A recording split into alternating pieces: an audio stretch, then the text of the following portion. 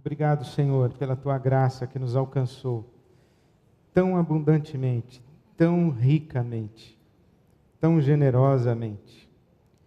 Obrigado, Senhor. Obrigado por tão grande salvação. Obrigado pelo Evangelho bendito, a boa notícia do Teu reino. Obrigado, Senhor, por Jesus, Teu Filho, nosso Senhor, nosso Salvador. Obrigado pelo corpo partido na cruz, esmagado, moído. Obrigado pelo sangue derramado. Obrigado pelo sangue que nos purifica de todo pecado, o sangue da nossa redenção, da nossa salvação. Obrigado, Senhor, pelo Teu Espírito Santo derramado sobre toda a carne, pelo Teu Espírito Santo que nos alcançou. Obrigado, Senhor, pela Tua palavra revelada. Obrigado, Senhor, pela Tua igreja edificada, que vem atravessando a história e chegando aos confins da terra, e também chegou até nós. Obrigado, Senhor. Obrigado porque somos igreja Tua, somos família Tua. Obrigado, Senhor. Obrigado pelos homens e mulheres, os dons que o Senhor tem dado à Tua igreja. Obrigado pelo pastor Miguel e a sua família. Que a Tua mão esteja sobre ele, sobre a sua casa, guardado, protegido, abençoado por Ti, guardado de todo mal, de toda ação maligna, protegido pelo Senhor e sustentado nas suas emoções, na sua saúde, no seu espírito, guardado de tropeçar, socorrido na hora da aflição, liberto no momento da tentação, visitado por Ti no momento da solidão. Que a Tua mão se estenda sobre o nosso irmão amado, por onde ele andar. Que a glória do Senhor transborde de sua vida. Obrigado por essa noite, por essa experiência maravilhosa contigo. Obrigado, Senhor. Obrigado pelo privilégio de Te servir. Obrigado pelo privilégio de Te conhecer. Obrigado, Senhor. Obrigado, Senhor. Toda glória, todo louvor, toda honra, tributamos ao Senhor. É por Tua causa que vivemos, por Tua causa estamos aqui, por Jesus Teu Filho, sob o Teu Espírito. Então clamamos que na Tua misericórdia, aquilo que o Senhor começou a fazer hoje, que o Senhor leve mais adiante, mais fundo, na vida de todos e cada um de nós, dessa igreja que é Tua, para a glória do Teu nome. Dá-nos a Tua palavra, além de tudo quanto já recebemos de Ti. Dá-nos, Senhor, também a Tua palavra. Em nome de Jesus e para a Tua glória que nós oramos. Amém. Amém. Eu estou em Lucas capítulo 24 e não me responsabilizo pelo que virá daqui para frente. Lucas 24. Evangelho de Lucas, o capítulo 24. Se eu tivesse que escolher, eu o identificaria como um dos trechos mais importantes e mais fundamentais da Bíblia Sagrada, na minha própria experiência espiritual e na minha peregrinação espiritual. Essa conversa e esse encontro de Jesus com os discípulos no caminho de Emaús, essa narrativa de Lucas 24, do versículo 13 ao 35, eu a visito constantemente porque ela oferece para mim um caminho para a minha espiritualidade, para a minha jornada no discipulado de Jesus.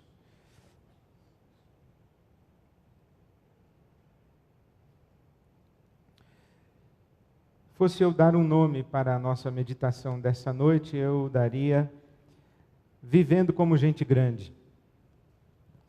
E gente grande não apenas no sentido de amadurecida, crescida, gente que adulteceu gente que se tornou adulto ou adulta, mas grande também no sentido de qualidade de ser.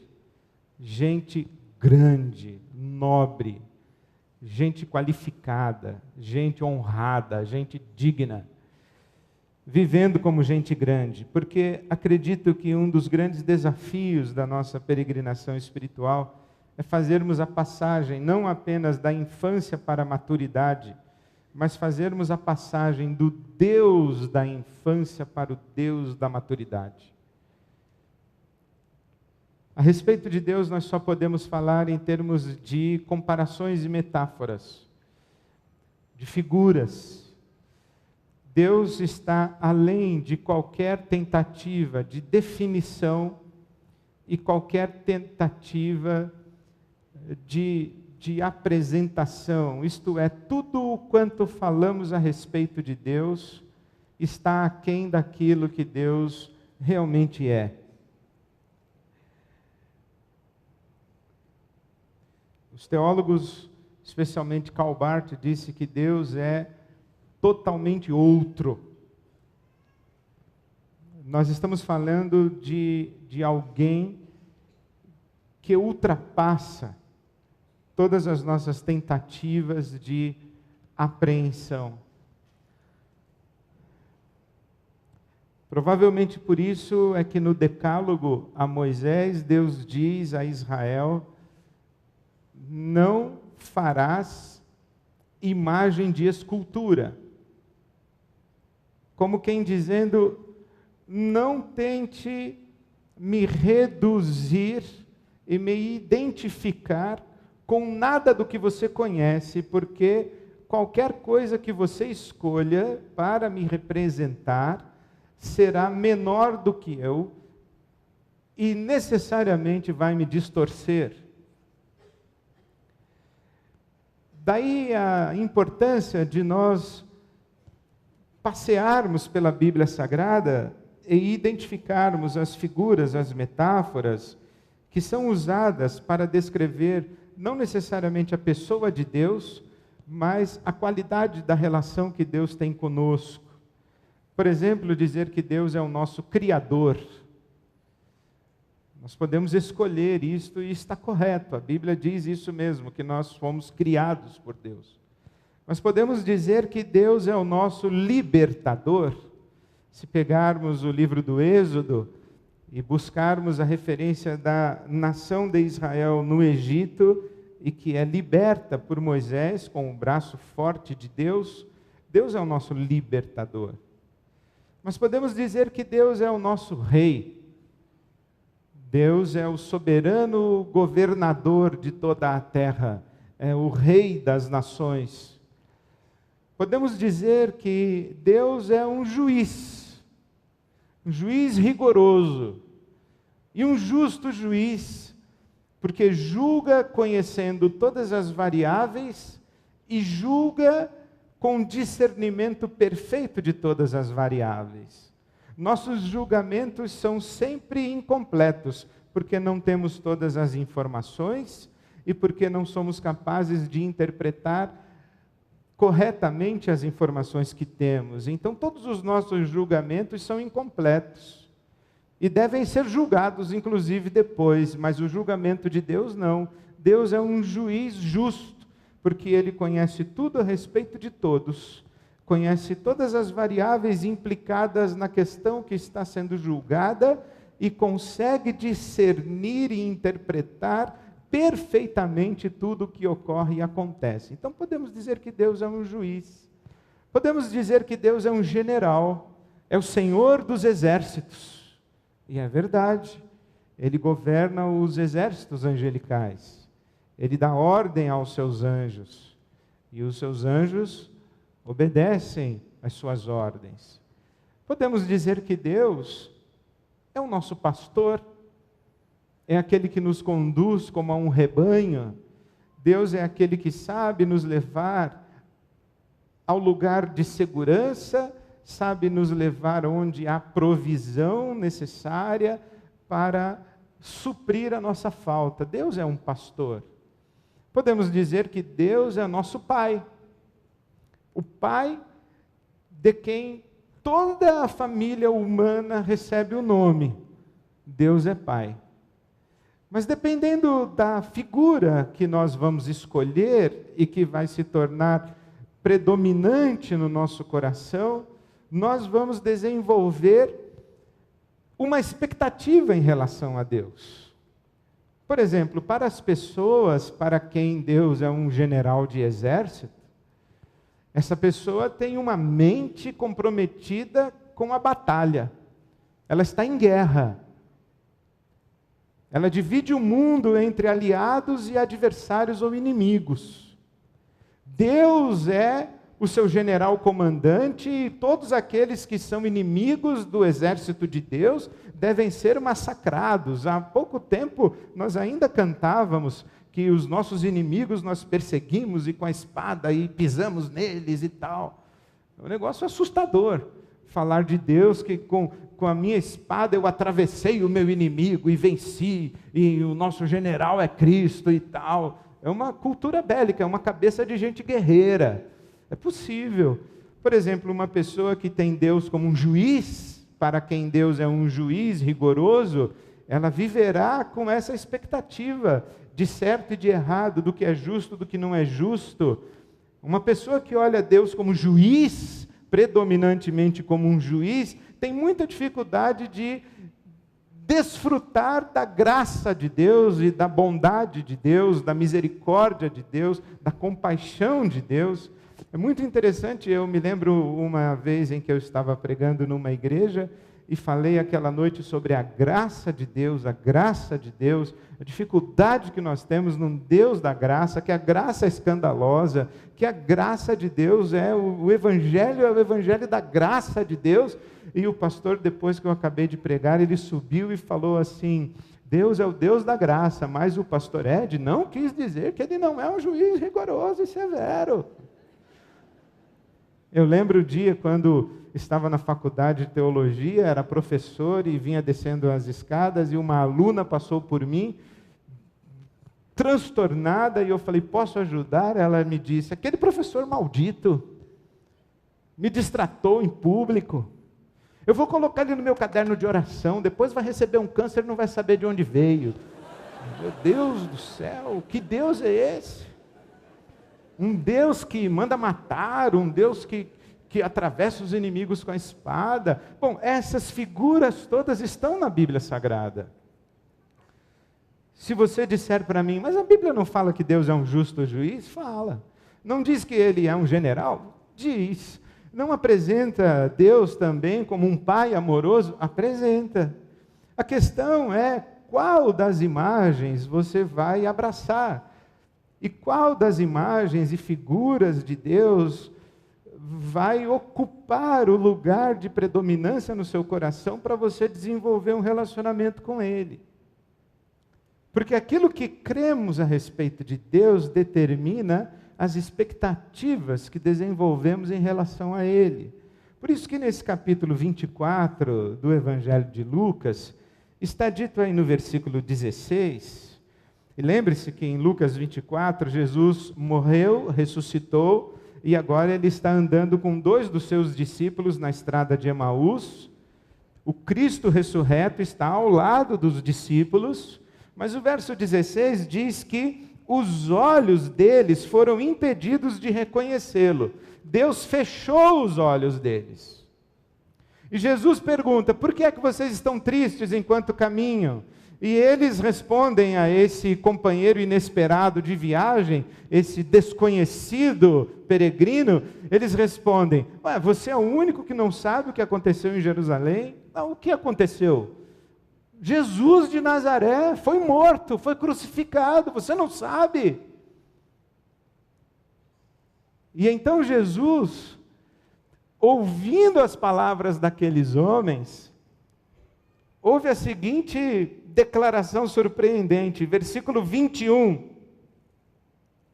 Nós esperávamos que era Ele que iria trazer a redenção a Israel. Jesus poderia dizer assim: vocês estão falando que teve alguém crucificado em Jerusalém? Os romanos crucificam muitas pessoas. Por que esse Jesus é tão importante? E aqueles homens diriam: era ele quem deveria restaurar a glória de Israel. Nós esperávamos isso. Veja, o que eu penso a respeito de alguém determina a minha expectativa a respeito desse alguém. O que eu penso a respeito de Deus determina o que eu espero que Ele seja e que Ele faça. E esses homens têm uma compreensão, uma percepção, um entendimento absolutamente equivocado a respeito de Jesus. Para esses homens aqui, Jesus era um rei Davi superlativo.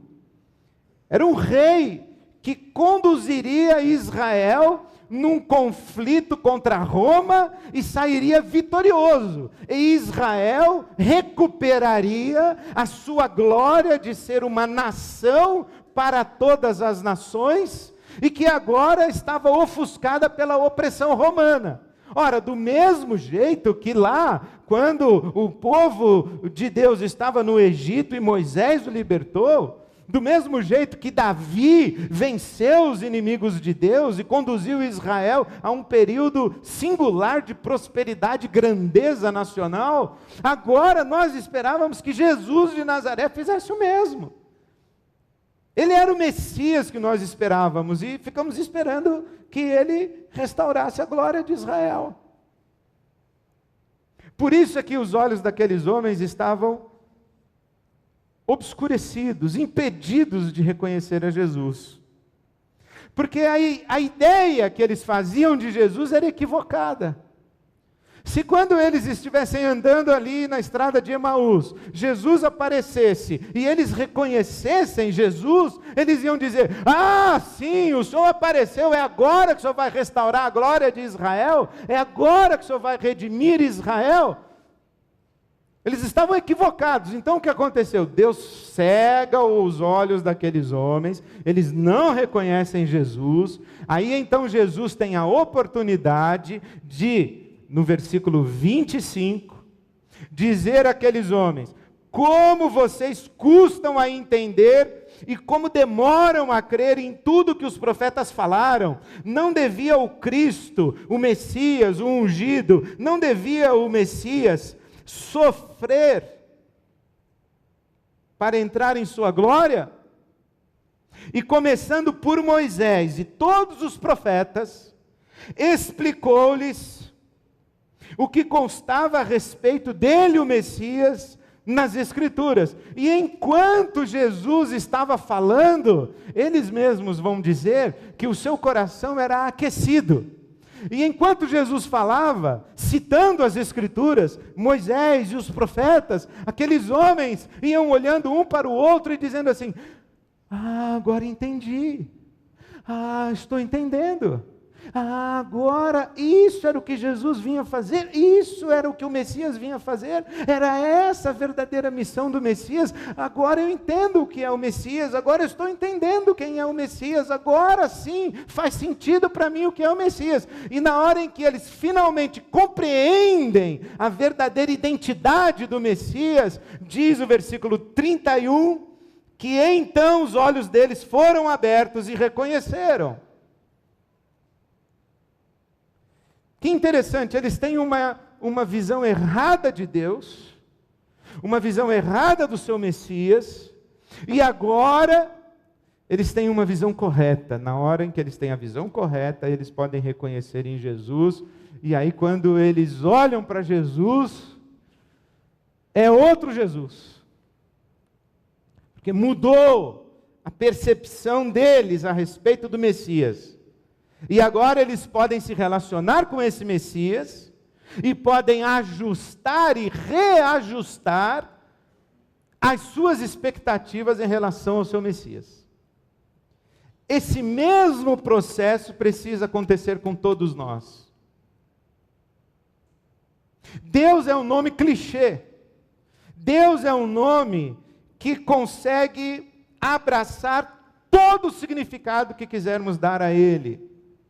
Mas a Bíblia Sagrada nos ensina o que de fato Ele é, quem Ele é, a que se propõe, o que promete a nós, o que espera de nós, e o que devemos a Ele e o que podemos esperar dEle. É aqui na Bíblia Sagrada. na Bíblia Sagrada que nos leva até a pessoa de Jesus. E aí vamos entender porque também Deus falou a Moisés: não faça imagem nenhuma de mim. Por quê? Porque o meu filho Jesus é a imagem perfeita de mim, somente Ele. E Paulo apóstolo escreve isso aos Colossenses, dizendo: Ele, Jesus, é a imagem do Deus invisível, porque nele, Jesus, habita a plenitude da divindade. Você quer saber quem é Deus? Olhe para Jesus. Você quer saber o caráter de Deus? Olhe para Jesus. Só Jesus, só Jesus, somente Jesus. Agora, o que é que projetamos em Jesus? Eu fico a imaginar quantos de nós, em nossa caminhada pela vida, somos acompanhados por Jesus, mas os nossos olhos não podem reconhecê-lo, porque não é esse Jesus aqui que nós esperamos que esteja ao nosso lado. E Ele não pode mostrar a sua face para nós, porque nós vamos confundi-lo. Ou nós o vamos confundir com outra identidade, com outra personalidade. Desculpe minha expressão, nós vamos chamar Jesus de Genésio. Ele não é Genésio, é Jesus. Você está falando com outra pessoa. Você está esperando de mim o que eu nunca te prometi. Você está querendo que eu faça para você o que eu jamais imaginei que alguém me pediria. Ou você está me tratando de um jeito indigno, você não sabe com quem você está falando. E aí eu fico pensando que esse processo de passarmos da infância para a maturidade é o processo também de deixarmos o Deus da infância para nos dedicarmos ao Deus da nossa maturidade, da nossa vida adulta. Por exemplo, se você é bem infantil assim mesmo, eu acho que aqui não tem ninguém assim, por isso eu estou falando que é por causa da internet que está indo. Mas se você é bem infantil, você espera que Deus resolva os seus problemas e mexa no mundo, alterando o mundo só para que o mundo seja do jeito que você quer que seja. Exemplo: sua filha vai casar no sítio e você ora para não chover.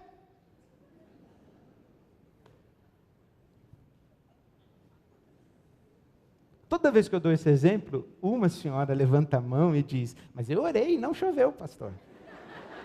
Deus te abençoe, irmã, eu não quero criticar a sua experiência, eu não quero nada, eu só quero dizer, com todo o respeito que Ele tem, que eu acho muito engraçado você tratar Deus desse jeito, para não dizer outra coisa. Então, você quer assim que Deus altere o universo criado só porque sua filha casa sábado. Que Deus vem para a nuvem, Deus fala assim: nuvem, você que ia chover às 16h20, é bem a hora que a noiva vai entrar, segura aí.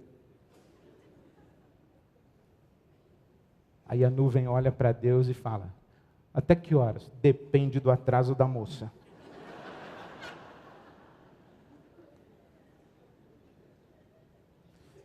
Mas tudo bem.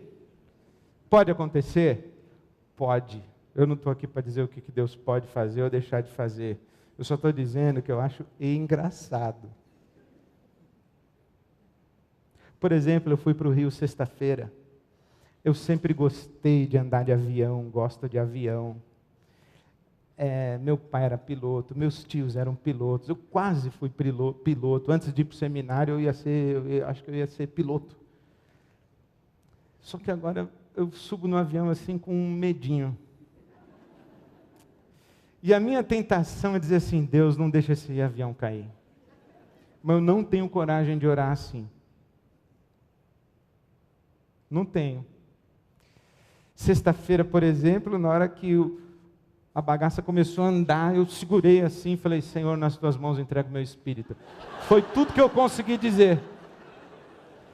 Por que eu vou falar para Deus assim, Deus não deixa esse avião cair, e Deus vai falar, Ed, vou te falar uma coisa, viu? A manutenção dessa empresa aí que você está voando é uma porcaria, esses caras puseram peça errada, não fizeram direito, tem umas bielas soltas aí, ia cair esse negócio, mas só porque você pediu não vai cair, mas o próximo voo, se ninguém orar, cai. Eu não consigo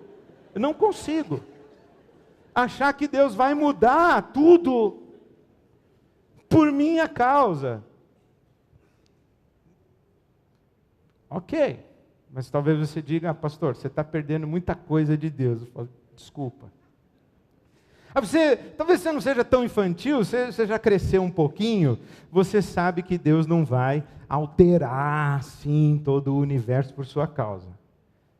Mas Ele sabe de todas as coisas, Ele pode dar uma dica. Ele pode ser um conselheiro profético. Aí você fala assim, Deus, eu não vou pedir para o Senhor não derrubar esse avião aqui, ou não deixar ele cair, mas o Senhor sabe todas as coisas, o Senhor sabe qual vai cair, Senhor. Então me dá uma dica aí de eu faço a reserva em qual horário. Se vai cair das 16h20, você já faz a reserva das 17h40. Porque Deus sabe todas as coisas, então você quer que Ele decida por você. Você quer que Deus revele para você o futuro. Você tem várias portas para entrar, e você pede para Deus assim, Deus, revela para mim a tua vontade. Tecla SAP. Senhor, diz qual é a porta que se eu entrar vai dar tudo certo, e qual que se eu entrar vai dar tudo errado. Deus assim, você usa Deus para te dar informação privilegiada, entendeu? Para você tomar as suas decisões, que na verdade não são suas, passam a ser dele. Está pedindo para Ele revelar a vontade dele. Agora, se você já cresceu um pouquinho mais, você vai se ajoelhar e falar assim, Deus, eu sei que a responsabilidade de decidir é minha. Eu sei, Senhor, que o Senhor me deu essa prerrogativa, essa liberdade. Eu sei, Senhor, que o Senhor me dá sabedoria. Eu sei, Senhor, quais são os critérios da Tua palavra que eu devo observar na hora das minhas decisões. Eu sei, Senhor, quais são as prioridades corretas na vida de um homem. Eu sei, Senhor, quais são os valores que eu devo preservar. Eu sei, Senhor, qual a missão que o Senhor me deu, a tarefa que o Senhor me deu. Eu já conversei com os meus amigos espirituais, eu já falei com a minha esposa, eu estou pedindo ao Senhor sabedoria, porque eu vou decidir e eu vou segurar essa onda, mas me dá sabedoria, Senhor, me dá discernimento, me dá entendimento, mas eu vou decidir. Isso aí já está um pouco melhor, porque, por exemplo, eu não espero que os meus filhos tenham 50 anos de idade e no momento de tomar uma decisão, eles venham dizer para mim, papai, o que eu faço? Eu teria que responder para ele, a vida é sua, assuma a responsabilidade pelas suas escolhas e pelas suas decisões. Peça sabedoria a Deus, veja as suas prioridades, veja os seus valores, veja o que Deus quer da sua vida, o propósito com os quais você está comprometido ou comprometida, e tome a sua decisão. Eu quero filhos andando com as suas próprias pernas e não com as minhas. E Deus também nos quer andando com as nossas próprias pernas. Deus também nos quer tomando decisões maduras, sábias. Agora, se você já cresceu mais um pouquinho, você vai dizer assim, Deus, usa a minha vida para a tua glória. Qualquer porta que eu entrar, não importa. Eu vou glorificar o teu nome em qualquer situação. Se o avião pousar ou não pousar, se cair ou não cair, se o navio naufragar ou não naufragar, se eu chegar numa ilha ou não chegar, se eu estiver preso, se eu estiver solto, se eu estiver no palácio do rei, ou se eu estiver na masmorra, se eu estiver sendo tratado como escravo, ou se eu estiver numa cama de hospital, ou se eu estiver numa festa de gala com vinho que o Senhor transformou da água, eu vou glorificar o teu nome, então usa a minha vida, eu estou à tua disposição, eu estou para fazer a tua vontade, eu não estou aqui preocupado com o que é melhor para mim, ou o que é pior para mim, eu estou preocupado com a glória do teu nome, usa a minha vida, dispõe de mim conforme a tua vontade. Aí você já cresceu bastante. Agora, se você crescer um pouquinho mais, você vai dizer assim, Senhor, usa a minha vida, mas me dá o teu Espírito Santo.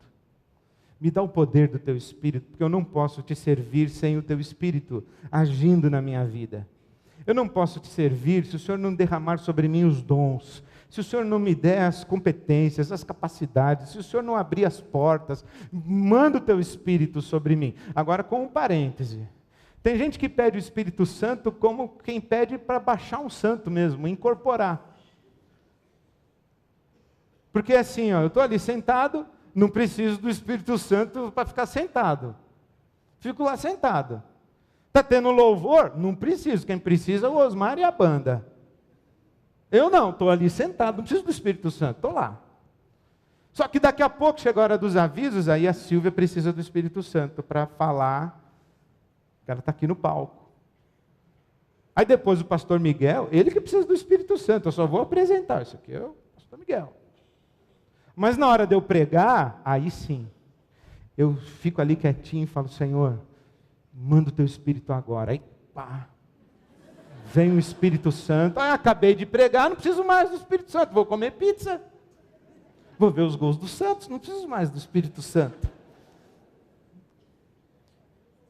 O Espírito Santo é tratado assim como um poder que a gente aciona.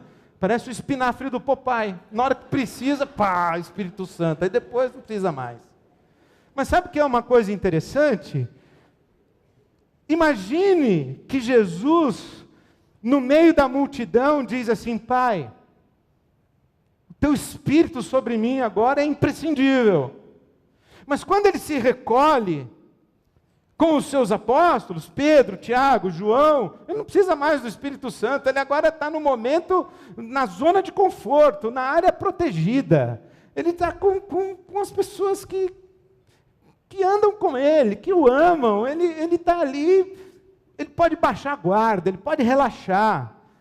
Se aparecer, por exemplo, um fariseu fazendo pergunta, ele precisa do Espírito Santo. Mas se não aparecer nenhum leproso, nenhum cego, nada, ele só estiver lá com Pedro, Tiago e João, não precisa do Espírito Santo. Aí nessa hora que ele está lá com Pedro, Tiago e João, conversando, o Pedro diz assim, ô Jesus, para com essa conversa de morrer que nada, deixa esse negócio para lá. Aí Jesus ali está descontraído mesmo, fala, é mesmo, né Pedro, para que morrer, né? Como assim? Ele não está no meio da multidão, ele não precisa do Espírito Santo. Ele está lá de noite, dormindo. Aí chega um sujeito, acorda Jesus lá, o Nicodemos, para conversar com ele.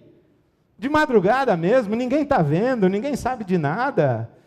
Ele já está cansado, está com sono. Ele conversa rapidamente ali com o Nicodemos e despacha logo para voltar a dormir. Mas aí nós não saberíamos que para ver o reino de Deus tem que nascer de novo. O Espírito Santo não é alguém que vem e vai embora. No Velho Testamento, no Antigo Testamento, era assim. O Espírito vinha como uma capacitação sobre alguém.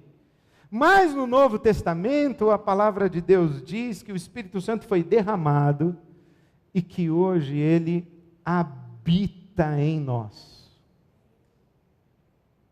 E aí, quando você cresceu um pouco mais, você vai descobrir que o Espírito Santo de Deus habita em você e que você foi chamado com a mesma missão que Jesus foi chamado e que você foi enviado ao mundo do mesmo jeito que Jesus foi enviado ao mundo. E que o propósito da sua vida é o mesmo propósito que guiou a vida de Jesus. Jesus nos disse, a minha comida e a minha bebida é fazer a vontade do meu Pai. O Espírito habita em mim. E Jesus disse, assim como habitou em mim, como está sobre mim, será derramado sobre você. E as obras que eu fiz, você também vai fazer.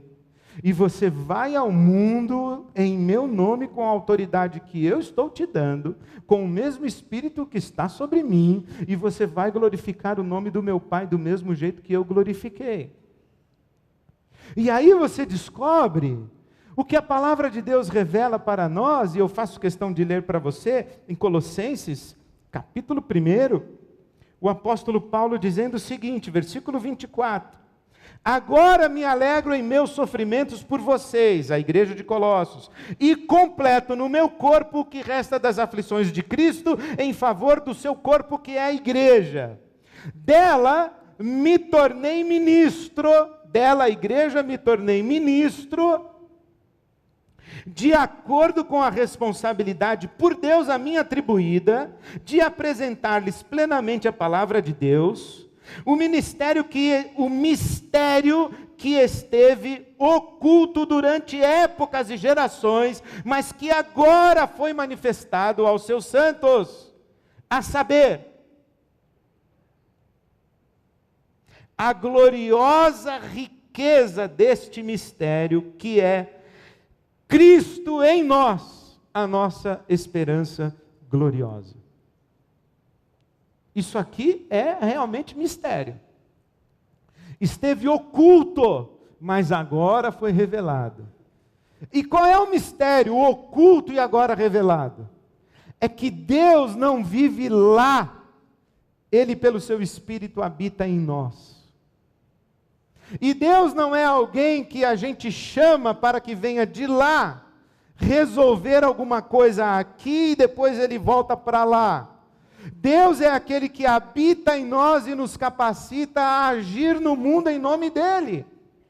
E esse era e é ainda o propósito de Deus desde a origem. O que foi que Deus disse a Adão? Multiplique-se. Ele obedeceu, acho que foi a única ordem que a humanidade obedeceu, foi essa, fazer filho. Multiplique-se, encha a terra e domine a criação. Multiplique-se, encha a terra e domine a criação. Agora anda comigo, em comunhão comigo. Não vai tentar fazer isso sozinho, que você não vai conseguir. O Adão achou que conseguiria fazer sozinho. Jesus sabia que não conseguiria fazer sozinho. Por isso ele disse: o Espírito do Senhor Deus está sobre mim e me enviou para, me capacitou para, me autorizou a. É o Espírito que está sobre mim e eu vou. E aí ele vira para você e para mim e diz assim: olha, o mesmo Espírito que está sobre mim será derramado sobre você. E é da mesma forma que eu fui, você vai. E vai dominar a criação e abençoar o maior número possível de pessoas que você conseguir, que você puder, para a glória do meu Pai. Você entendeu? E eu aprendi com meu amigo, nosso pastor, o Ariovaldo Ramos, quando ele pregou para nós sobre Atos 1, versículo 8. Recebereis poder ao descer sobre vós o Espírito Santo e ser-me-eis testemunhas, tanto em Jerusalém como em toda a Judéia e Samaria, até os confins da terra. A gente acha que entende esse versículo. Aí o Ari explicou para mim o seguinte: em João capítulo 9 não tinha um cego de nascença? Jesus não curou o cego? Jesus curou o cego. Aí o pessoal chegou para o cara, que era cego, agora vê, está curado por Jesus, e fala assim: rapaz, tu não era cego? Eu falei: eu era cego, agora vejo. E o que aconteceu contigo? Jesus me curou. Ele lá, aquele lá é Jesus. Não é isso que é testemunhar? Dizer assim: eu era isso, Jesus fez isso, agora eu sou aquilo. E quem fez? Ele lá. Mas por que Jesus falou que a gente tinha que esperar ser revestido do poder do Espírito Santo para poder testemunhar? Porque testemunhar a respeito de Jesus não é simplesmente falar as coisas que Jesus faz. Não é apenas dizer o que Jesus é. Testemunhar a respeito de Jesus, ou ser uma testemunha de Jesus, é reproduzir o que Jesus é e fazer o que Jesus faz.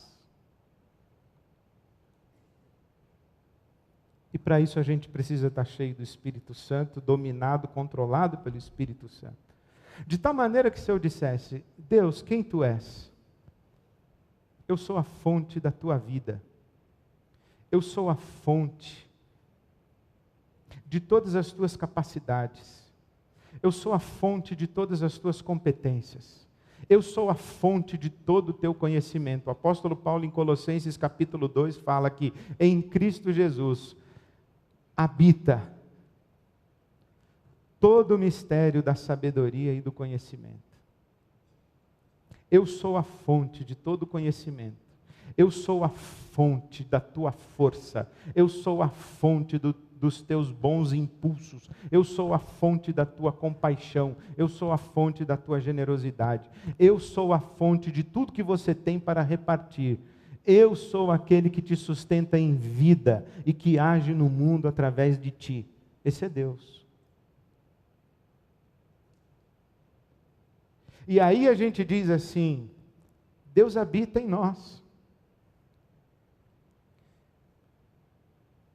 E aí nós fazemos uma passagem da infância para a maturidade, quando a gente não apenas tem fé em Jesus, mas a gente tem a fé de Jesus. Fé em Jesus é acreditar que Ele está lá, que Ele é todo poderoso e que Ele pode fazer o que Ele quiser. E quando a gente precisa, a gente que tem fé em Jesus pede socorro para Ele. Mas a fé de Jesus é a fé de quem diz a respeito de si mesmo: eu sei que sou um filho amado de Deus. Eu sei que o Espírito de Deus está sobre mim. Eu sei que a razão da minha vida é fazer a vontade do meu Pai. E eu sei que tudo que eu faço no mundo é para a glória do meu Pai. Essa é a fé de Jesus. Essa é a fé de gente grande. Gente pequena tem fé em Jesus. Gente grande tem a fé de Jesus. Acabei de chegar do Borel. Ontem, sexta-feira, fui ao Morro do Borel, no Rio de Janeiro, conhecer a base da Jocum, Jovens com uma Missão. A Jocum é uma organização missionária presente em vários países do mundo, cuja sede está em Amsterdã, na entrada da Red Zone, da Zona Vermelha. E quando você chega em Amsterdã, na sede da Jocum, na entrada da Zona Vermelha, você vê o prédio, e no prédio tem uma placa onde está escrito o seguinte: deixe o seu coração ser quebrantado pelas coisas que quebrantam o coração de Deus. Deixe o seu coração ser quebrantado pelas coisas que quebrantam o coração de Deus.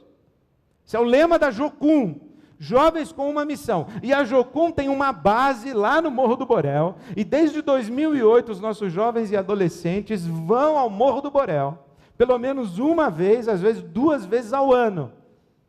E eu fui lá conhecer a base da Jocum.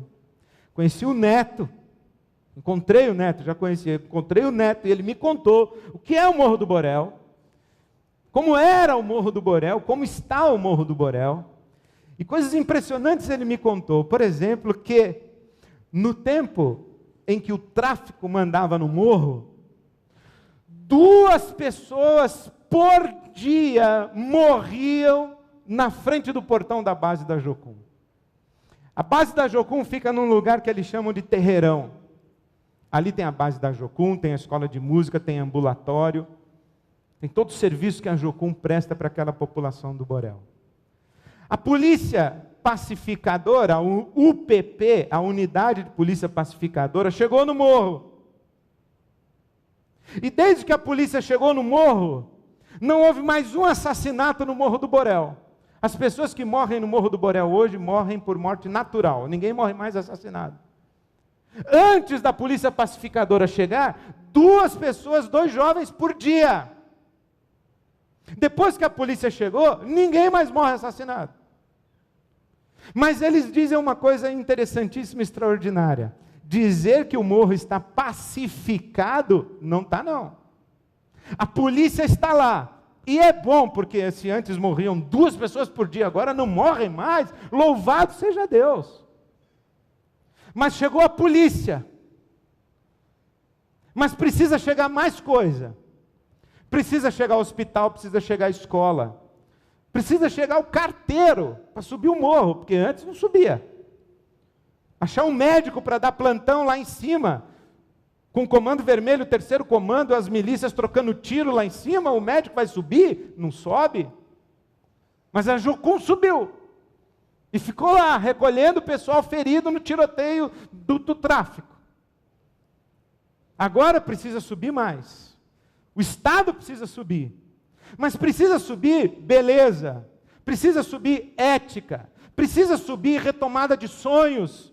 Precisa subir o cuidado da criança. Porque antes a criança olhava para o bandido como herói. E a polícia como inimiga. Agora precisa subir uma polícia decente, e precisa uma criança olhar para um futuro, porque as crianças não têm futuro, não têm sonho de futuro, elas não têm dignidade, elas não têm uma autoimagem saudável, então precisa subir tudo isso para o morro. E como é que vai subir? Só vai subir se alguém subir, para levar. Eu vou me ajoelhar aqui e falar: Senhor, vai lá no Morro do Borel, Senhor. O Senhor vai dizer assim: eu? Eu? Eu já derramei o meu espírito em você, meu filho. Eu sou a fonte de tudo que você tem. Sobe o morro. Vai dar plantão no alto do morro. Deus abençoa a periferia de São Paulo. Deus abençoa o mundo muçulmano. Deus abençoa a África. Mas se Deus vai abençoar, como Ele vai abençoar? Gente pequena pede para Deus ir. Gente grande vai. Por quê? Porque nós entendemos que é através de nós que Deus age no mundo. Por quê? Porque Ele habita em nós. O Espírito do Senhor Deus está sobre nós. E é nossa tarefa fazer isso. Deus, no Pentecostes, quando o Espírito Santo foi derramado sobre toda a carne, mudou de endereço, pessoal. Antes Ele estava lá. Agora Ele está aqui. Agora Ele está aqui, ó. Agora Ele está aqui. E nós devemos ir em nome do nosso Deus. Não foi o que Jesus disse? Vocês são o sal da terra e a luz do mundo, assim brilhe a sua luz, para que os homens vejam as suas boas obras e glorifiquem o meu Pai que está no céu. Gente pequena fica pedindo para Deus fazer. Gente grande sabe que o Espírito de Deus habita em si e se oferece a Deus para que Deus conceda o privilégio de deixar fazer em seu nome aquilo que precisa ser feito. Essa é a nossa tarefa. Se você ainda está em Lucas 24, que eu não esqueci dele, no versículo 31, quando eles entenderam quem era o Messias, então os olhos deles foram abertos e o reconheceram, vírgula, e Jesus desapareceu da vista deles. Para onde foi Jesus?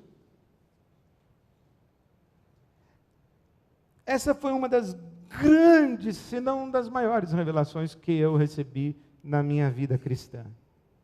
Quando eu estudava esse texto, eu li o testemunho de um missionário que conversava com pescadores numa pequenina praia da América Central, exatamente esse texto. E enquanto ele conversava, um pescador disse: ora, Jesus desapareceu, para onde ele foi? E um outro pescador analfabeto disse: entrou neles. Eu digo a vocês, não há comentário exegético, teológico, não há enciclopédia bíblica que dê uma resposta mais exata do que a resposta daquele pescador analfabeto. Quando você reconhece Jesus, quando você recebe revelação de quem Ele realmente é, Ele vem viver em você.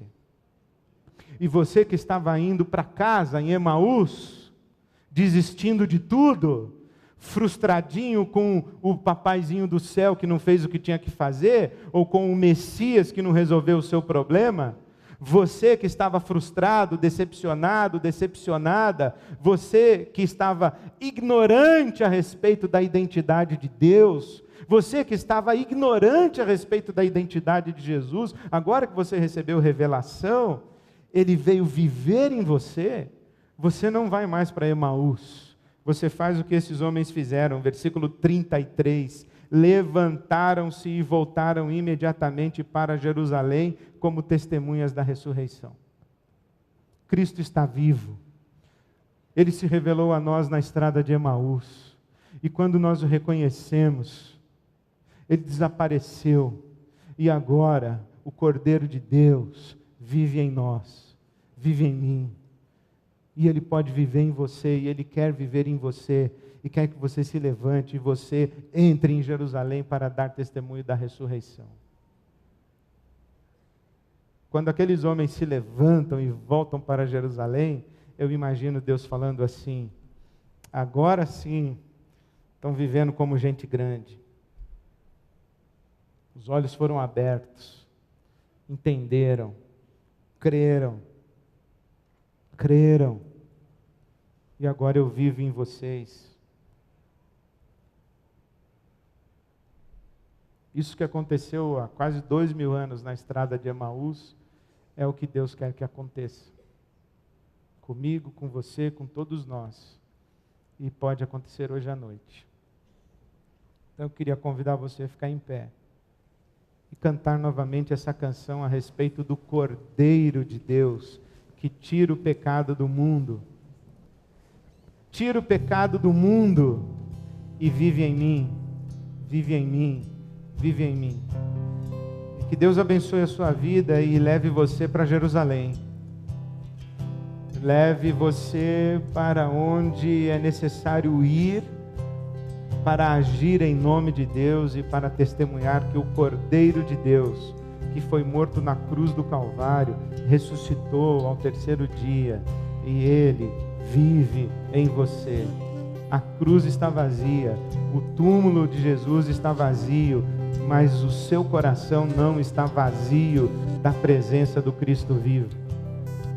Jesus disse para nós: toda autoridade me foi dada nos céus e na terra, portanto, indo, falem de mim, revelem quem eu sou, ensinem todas as coisas que eu ensinei para vocês, batizem as pessoas em nome do Pai, do Filho e do Espírito Santo, e jamais se esqueçam, jamais duvidem que eu estou vivendo em vocês todos os dias até a consumação dos séculos. Louvado seja o nosso Deus e o seu Cordeiro. Amém, amém.